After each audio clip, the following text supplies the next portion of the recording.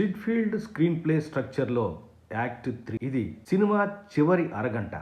Cinema ప్రారంభంలో జరిగినటువంటి character introduction, character goals, రకరకాల పాత్రలకు వాటికున్న గోల్సు, మనం సినిమా ప్రారంభంలో ప్రారంభించినటువంటి ఎన్నో ట్రాక్సు, వాటికన్నిటికీ సరైన ముగింపు ఇచ్చామా లేదా అనేది తెలియచేసేదే ఈ యాక్ట్ 3. చాలా సినిమాల్లో మనం చూస్తూ ఉంటాం, క్యారెక్టర్స్ ఇంట్రడ్యూస్ అవుతాయి, అవి ఎందుకు ఎండ్ అవుతాయో ఎలా ఎండ్ అవుతాయో తెలియకుండా అంతర్ధానం అయిపోతాయి. అలాగే కొన్ని ట్రాక్స్కి సరైన ముగింపు కూడా ఉండదు. ఇవన్నీ ఎందుకు వస్తాయి? సరైన స్ట్రక్చర్ విధానాన్ని మనం అర్థం చేసుకోకపోవటం వల్లే.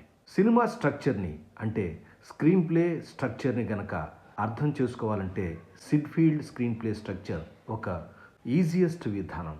సిడ్ఫీల్డ్ స్క్రీన్ ప్లే స్ట్రక్చర్లో స్క్రిప్ట్ రాసిన తర్వాత రీరైటింగ్ స్క్రీన్ ప్లే ఎలా చేస్తారు అనే విషయాలను తెలియచేస్తూ తెలుగు యంగ్ డైరెక్టర్స్ ఛానల్లో అప్లోడ్ చేశాను.